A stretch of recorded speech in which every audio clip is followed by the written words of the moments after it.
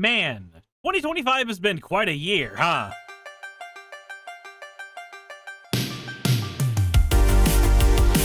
How's it going, everybody? My name is Cirrus, and my shtick is trying to make Magic the Gathering decks for you for the Commander format that will break and dominate tables, but will not break or dominate your wallet. If that's something you find important, interesting, or just generally useful, then let me know in the comment section below, and also subscribe. And, you know, maybe tell a couple friends what I'm doing over here as well. That would be really great. But today, I'm not building a Commander deck. I'm not even responding to a Reddit post, and there's one really lonely person in my comments who gets really angry when I do that, so I think I might do it more often. But no, today, now that the year is over, I really want to get into all of the things that happened this last year in Magic and go over my top 3 best and top 3 worst things that happened this year. And I want to start off with the best stuff because I want to celebrate that more than anything. And then I know after that, we're going to end on kind of a downer. But first, let's celebrate some of the cool shit that we got this year, and I want to begin with this. This was Tarkir Dragonstorm, and not only did damn near the best precons of the entire year come out of this set, but the set itself was actually pretty good as well. I did pre-release for this set, and I thoroughly enjoyed myself. There's a lot of stuff to love here. The new Ugin was fantastic. It was around the time that Tarkir was coming out that I actually built my very first Morph deck, and the fact that Ugin Eye of the Storm actually gives you benefits for casting Morphed cards was one of my main reasons for falling in love with this. And also, my partner, she plays Eldrazi Tron in Modern, and Ugin Eye of the Storm became a mainstay in her main deck for that format as well. Before I talk about the Commander decks, I want to talk about some of my favorite cards that came out of this deck that you should throw into your decks right now. Death Begets Life, a multi-different card type board wipe that draws you tons of cards to keep you in the game afterwards. Dragon Claw Strike, a card that makes Voltron commanders kill cards and just win games. Rakshasa's Bargain, a fantastic draw card that has seen play in a lot of Sultai decks I've come across at locals. Heritage Reclamation, a card that does what Return to Nature does, but gives you a draw if you're getting rid of things in a graveyard, which just replaces itself. It makes it such a good card. I don't know how many Sultai decks I've built with Awaken the Honored Dead, and Encroaching Dragonstorm is probably my second favorite of all of the 4-mana get 2 lands from your deck style cards. Roar of Endless Song, being a saga that has a game-ending effect at the end of it, is perfect for Tom Bombadil decks. Dragonback Assault is one of the coolest board wipes I've ever seen. Every Planeswalker deck I've built, I've tried to throw in a Kazari Revenant because Flying Death Touch lifelink and the ability to grant that to other things is wonderful. Baitorkin to all, I built a great Sliver deck out of this guy. Sinkhole Surveyor became a new 2-mana token producer for all of my Aristocrat decks. The Harmonize mechanic was a great callback to the flashback abilities of old. I'm so happy that we got Fangkeeper's Familiar. This thing is fantastic. Being able to blow up enchantments, being able to counter creature spells, being able to surveil for graveyard decks. Man, I've gotten a lot of use out of this guy. And who could forget Host of Hereafter? This is a brand new Death's Present / Ozolith style card for 1/1 counters decks, and it's in the same colors as Corpse Jack Menace, so you can run it in all your Golgari counters. And multiple of my Stompy decks have gotten an Erd Heirloom, because Herd Heirloom is both a 2-mana rock, which is like exactly what you want rocks to be, but it also gives you draw power later in the game when you no longer need the mana. It's just so good. All in all, it is wild to me that anybody could make the claim that there wasn't a great density of good, usable, memorable cards in Tarkir when I found so many of them while I was playing and building decks. And that's not even to mention the precons. Man, can you know that like having a dragon precon readily available for people is one of the best onboards into Magic? People love dragons. I liked seeing a Mardu Aristocrats deck. I liked seeing Sultai having a representation in here. The fact that we got a new Storm deck. Yeah, Storm decks are boring because we've seen one Storm deck, therefore we've seen them all. But having these pieces available to people who want to play Storm, man, it's good. And the Jeskai Striker version of this Commander Precon is way more balanced than the last time we got this with Stella Lee. It feels like with the Prowess mechanic, there's a whole lot more going on with that deck. And then Abzan Armor, it's a Toughness Matters deck. We haven't had that in a Precon before. That's perfect. And I love the fact that when we did pre-release, we got access to all of these kits right here, so you got to basically choose your guild, or you got randomly assigned a guild, but then we would trade our kits amongst each other to see who would get what, and then you build your deck out of the kit. Like, I'm gonna be honest, I love these pre-release kits so much, I want to buy another one of these pre-release kits to use for a league. That sounds so fucking cool to me. I want these kits in particular that let you pick a guild to stay relevant, to continue being printed. I know they're not going to be, but like, I can dream, right? Maybe I'm just a sucker for dragons. Maybe I just really like Sultai representation, and I always end up rebuilding Storm. Maybe I just like seeing unique takes on things like the combat aristocrats that I had literally just built a few months before this deck came out, or the fact that it had a Toughness Matters precon. Maybe I'm a sucker for the high density of usable budget cards that were in Darkhair Dragonstorm, but like, this set was fantastic, and we've got 2 more sets to go, so let's get into it. The next best thing that happened to us was yet another Universes Within set, and that is Edge of Eternities. Now, I was skeptical about Edge of Eternities at first. I thought this was going to be a set that I hated because I was so sick and tired of hat sets where we just got random planeswalkers and random somewhat notable characters of lore wearing detective hats or fedoras or cowboy hats or whatever could be necessary. I thought it was going to be that with spacesuits, but I was wrong. There are so many good cards in this set that are so fun to play with, and I want to go over them just like I did with Tarkir. First, we've got to talk about the elephant in the room. Giving us the Shock Lance in this set was fantastic. I love when these lands get reprinted because their prices go down, down, down. $6 for a Shock Land? That would have been wild to me when I first came back into Magic the Gathering. These are great, and the artwork on them is fantastic, but I also love Adagia, Susur, Evendo, Uthros. I don't remember what the red one does. I forgot. But all of these station lands are great. Uthros and Evendo are evocative of incredibly powerful lands of the past, like Gaia's Cradle.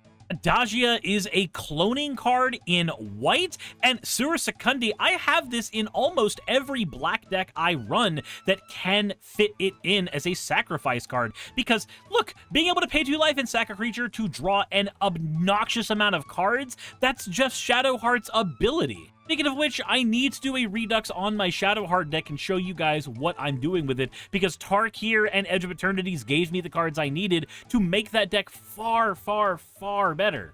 The new board wipes of Mutinous Massacre and Singularity Rupture are great. This is what I like to see in overcosted board wipes. If a board wipe's costing more than 4 or 5, I either want it to be able to do lots of things or be modal, and both of these happen to be in the former category. Singularity Rupture being able to make everybody mill a ton of cards, and Mutinous Massacre being a win con in its own right. It's made its way into every deck I have with Rakdos colors.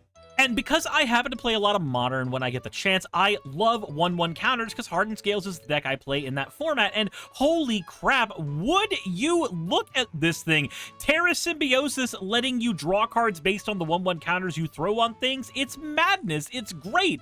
I love it. Loading Zone, a Hardened Scales, and Branching Evolution style card that you could play for its warp cost if you need to. It's great having access to this thing, and it's only $1. Then you have Ouroboros. This thing is expensive as hell now, but it's so good. At the beginning of combat, throwing 1/1 counters on everything you control based on Ouroboros' power, just on its own, that's a free 1/1 to your entire board for 4 mana with a creature with sticking power. That's just great. Everybody's already sung the praises of Ice Till Explorer. This makes basically an auto-include in land decks. I'm not happy about auto-includes, but like, I really do like Ice Till Explorer. And man, Frenzied Baloth is such a neat card. Can't be countered, trample haste, creature spells you control can't be countered, combat damage can't be prevented. This is a way for green decks to break through Teferi's protection in the funniest of ways. And can I just say, the uncommon commanders from this set steal the show for me.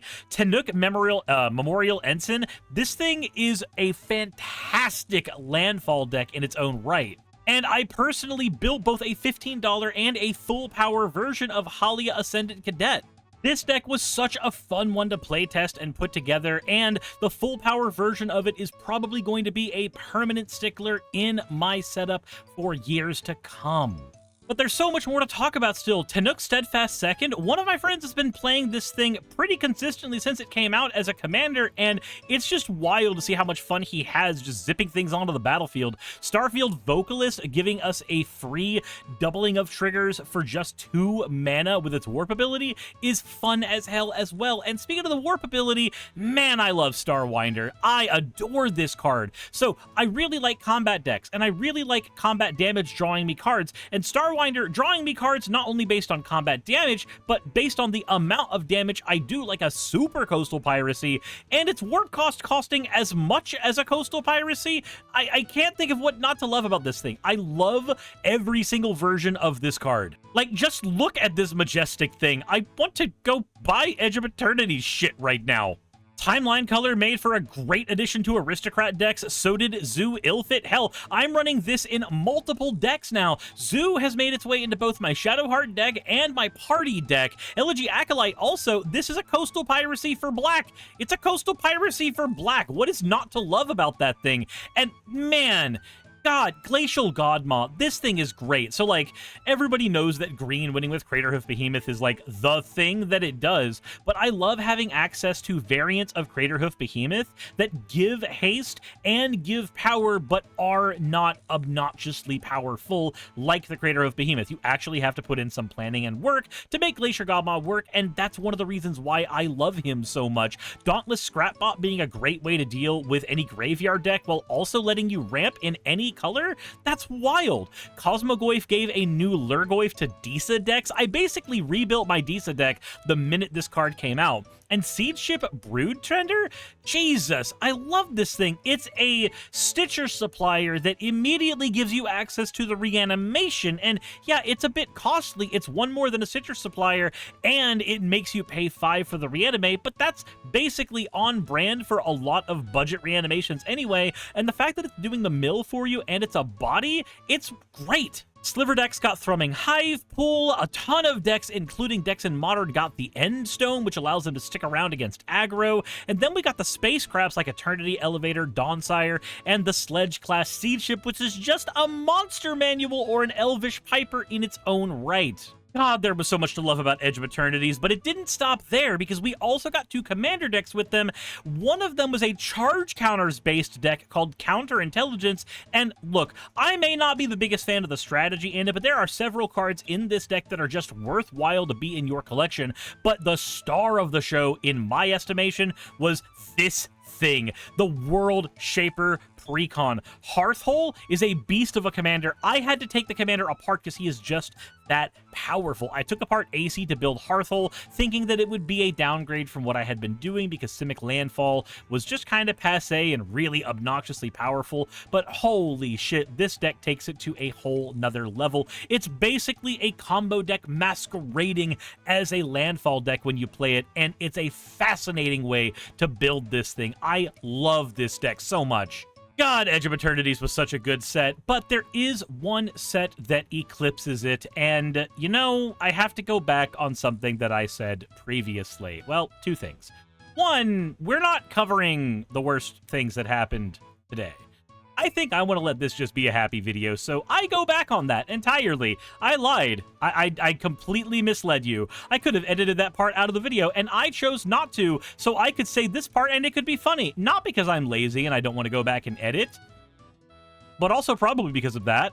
But the other thing I've got to go back on is my general hatred for Universes Beyond. Now, I do dislike Universes Beyond in Magic the Gathering. That's not really going to change. I'd really rather Magic just be its own thing, but since I have to live in a world that has it, I need to celebrate when it's done right. And since we have examples of it done poorly, especially between Assassin's Creed and Spider-Man, let's talk about it being done so right.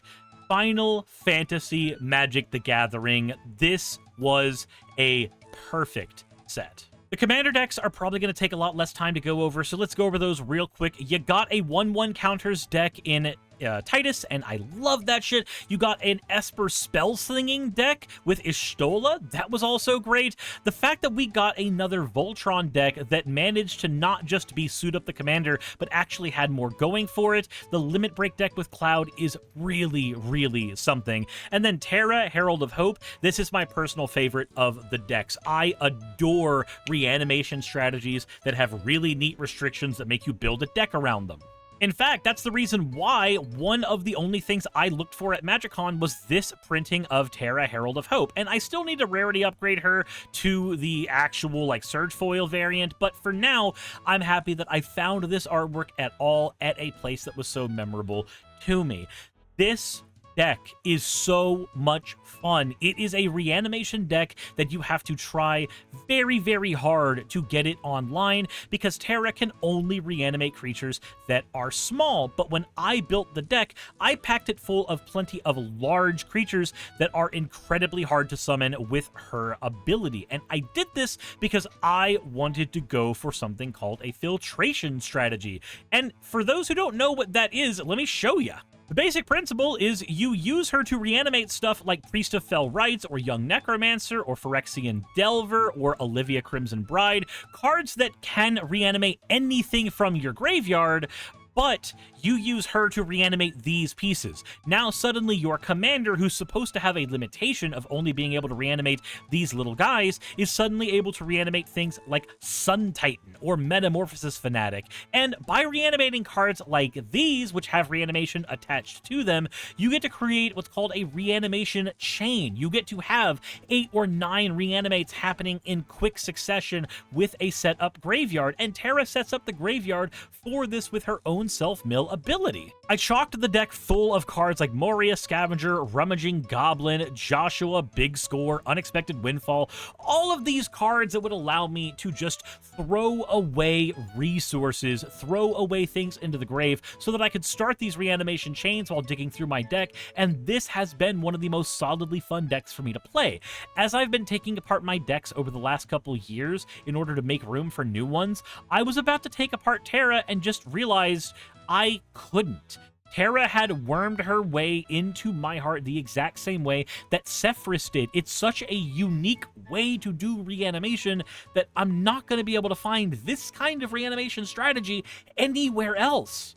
The closest thing I'd maybe be able to do is like build a Luris deck that did similar things, but losing access to red means a lot of the really interesting discard mechanics that you get to play around with suddenly go by the wayside. And I already built a Luris deck that ended up being Aristocrats anyway, so that's pastures I've already grazed. And none of this is to even say what it means for so many people who have never played Magic the Gathering to come into the game from this set.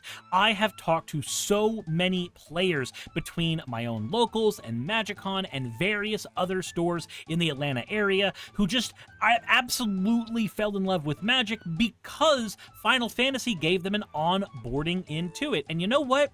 If there's one thing Universes Beyond does, it does onboard people into Magic who otherwise would not have played, and I think that's the one really great thing that can come from it. But now I really want to talk about some of the stuff that came out in the Final Fantasy set itself that I absolutely loved, and I want to begin with towns. If you guys have seen me make videos, you've seen me do several decks based on gates. I love gates, and towns are just gates again. Now, they're not as versatile as gates, there's not as much going on for them as gates, but it's still interesting to see new cards that come in that do similar things to gates. I'm also a huge fan of the summoning mechanic. This was such a cool way to use sagas in the game. I love this because, like, the most boring way to use sagas, honestly, is just have the saga tell the story of the thing in the video game, and that's really, really dull. But having the sagas be like this, these summons where they're creatures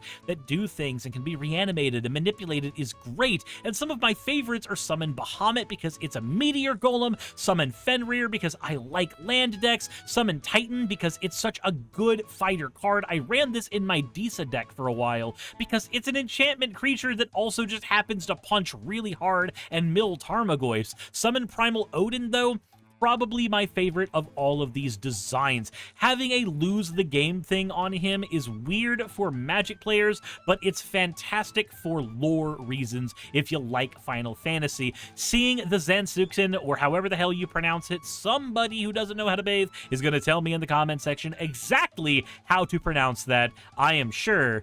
But having this guy basically be a just noxious Gear Hulk that turns into a Sign in Blood that happens to be a 5/3, so it's easy to block, it's easy to get rid of by your opponents. I just can't find anything not to love about this guy.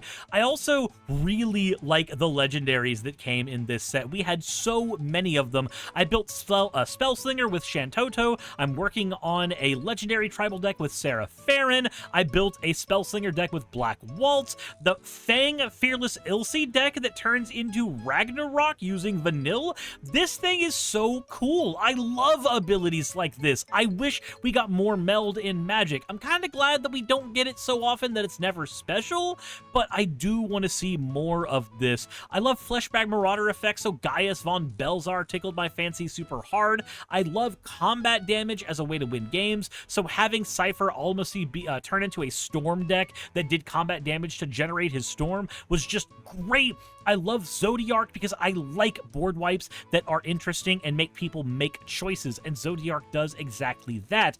And many of you who have watched my channel have seen my Kefka deck. This thing is fun as hell, and I took apart my big one to rebuild Sauron because his pieces are all Sauron's pieces. He's just a Sauron deck to me. Again, I love this card, and he's actually made waves in CEDH as well, so yeah, there's just so much to like about this guy. I also love that there's an experience that I specifically noted a player would have with this that one of my friends got to have at their own card shop. A person had flipped over a Kefka into Kefka Ruler of Ruin, where it says if an opponent loses life during your turn, you draw that many cards. Another player played an Orcish Bowmasters on him, not realizing that the game was effectively over immediately. People were just trying to get value where they could. Kefka getting value from its draw, and Orca trying to punish the Kefka's draw. But did you know that if Orcish Bowmasters comes onto the board and it's the Kefka Ruler of Ruin player's turn, everybody but the guy with the Orcish Bowmasters probably loses the game right there, because these two go infinite with one another when they are on opposite boards. You throw all of Orcish Bowmaster's damage at your opponents, and you use that to trigger the Kefka so that that person is forced to draw out their entire deck and then die to the card draw. And then if anybody has life points left over at the end of this, now suddenly you're dealing with far fewer things in general. It's just such a wild and wacky way for a game to end, and I predicted that happening at our card shop, and it happened within a couple weeks, and I think that's just a fantastic experience to have. I also love the crystals. Earth Crystal, Fire Crystal, Darkness Crystal, all of them are so great. I like having these be limited to, oh, well, only your black spells are getting discounted. It's not omni discount on things. It's fine. It's just a souped up version of a medallion, and that's great. I like the designs for each of these. I use Fire Crystal. I used it in my Kefka deck. Earth Crystal's a great 1/1 counter card. Darkness Crystal's a just hilarious card for stealing your opponent's stuff. And speaking of mana rocks, White Auracite, this is an Oblivion Stone on, or Oblivion Ring on a mana rock. That is fantastic, and there is one guy in my playgroup who is so obsessed with every Oblivion Ring, those cards, Oblivion Rings, that he just fell in love with this thing at first sight. Also, can I just say, the job select mechanic, Warrior Sword, Monk's Fist, Bard's Bow, White Mage's Staff. There's so many cards that do job select in here where it generates you a token when it comes onto the battlefield, and I adore this ability because now we have job select, we have living weapon, and we have 4 Mirrodin. I want more of these token generation effects because they add a lot of depth and flavor to Voltron decks that use these. I like being able to make equipment decks that generate the creatures that you need for the deck to function, and these guys do just that. And there is so much more to talk about in the Final Fantasy set that is great and that I love, but I need to calm down. I need to let the video end because holy crap, there was a lot in that set that was great. It was well done. So many of the characters in the set mirror their story beats in the games very, very well. And as a set to play, it's just fun. The pre-release for it was fun as hell. It wasn't my favorite. My favorite pre-release was the Tarkir one, bar none. But between the sheer amount of usable, fun toys we got in Final Fantasy and all of the extra stuff that came with it, the commander decks, the scene boxes, all of it, it's basically Lord of the Rings again, and I know that's how Wizards designed it, and I would say that they definitely succeeded in that. I adore that set. Edge of Eternities may be my favorite of the in-universe Magic the Gathering sets that came out this year, but Final Fantasy is my favorite of all the sets and all the things we got from Magic this year, period. There's a reason I keep a sealed Terra deck in my China cabinet where I keep all kinds of things that are precious to me, and it's because it just was that much of a fun experience.